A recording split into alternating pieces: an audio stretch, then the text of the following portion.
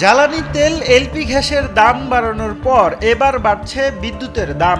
চলতি অর্থবছরে ৬২,০০০ কোটি টাকার ঘাটতির কথা জানিয়ে বিদ্যুতের পাইকারি দর ২১% বাড়ানোর প্রস্তাব পিডিবির, যা জুন থেকেই কার্যকর চায় সংস্থাটি।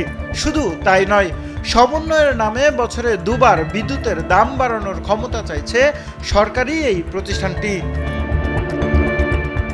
এদিকে গ্রাহক পর্যায়ে এক লাফে ২৯% দাম বাড়ানোর প্রস্তাব সরকারি কোম্পানিগুলোর।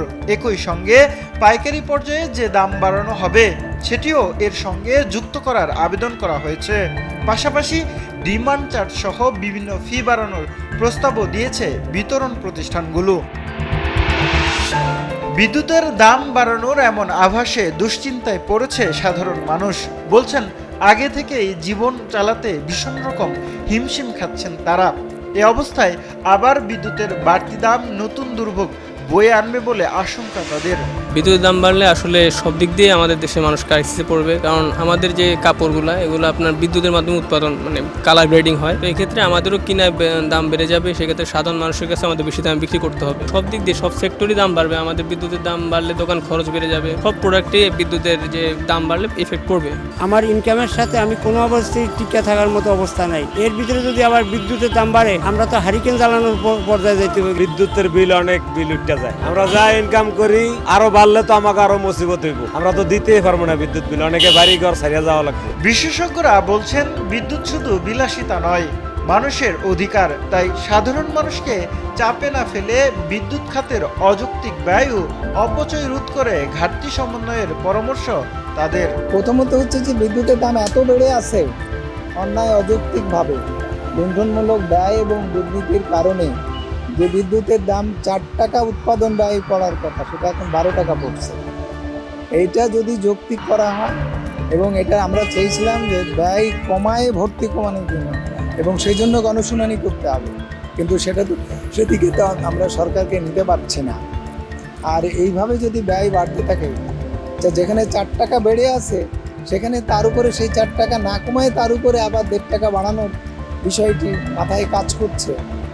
এটা তো একটা ভয়ঙ্কর ব্যাপার না? পদ্মা সেতু, মেট্রো রেল এবং এলিভেটেড এক্সপ্রেসওয়ে নির্মাণের গর্বিত অংশীদার বসুন্ধরা সিমেন্ট।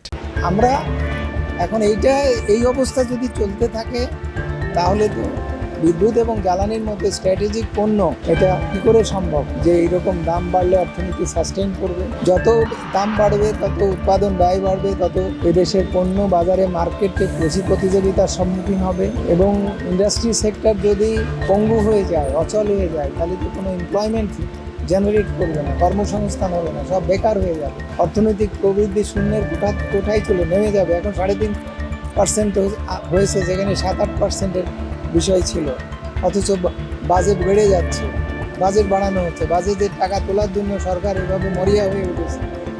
এই সব ব্যাপারগুলো যদি বিদ্যুৎ ও জ্বালানির দাম নিয়ন্ত্রণে না রাখা যায়, এটা যদি বাড়তে থাকে, তাহলে এর কোনো কিছু সামাল দেওয়া যাবে না। বিদ্যুতের দাম কমানোর বদলে যেখানে দাম বাড়ানোর প্রস্তাবনায় অযৌক্তিক, সেখানে বছরে দুবার দাম সমন্বয়ের এখতিয়ার কেন চাইছে পিডিবি?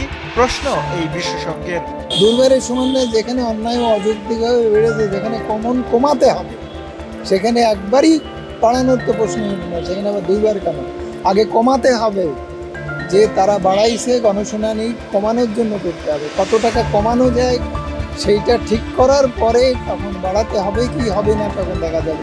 আমরা বলছি ৪ টাকা ব্যয় বেড়েছে, সেখানে সরকার 1 টাকা 30 পয়সা বা 20% বা 1 টাকা 30 পয়সা বা 1 টাকা 20 পয়সা বাড়ালে ওটা তো বিদ্যুতের দাম, অন্যায় অযৌক্তিক দাম কমায়েই তার থেকে বেশি কমানো যায়।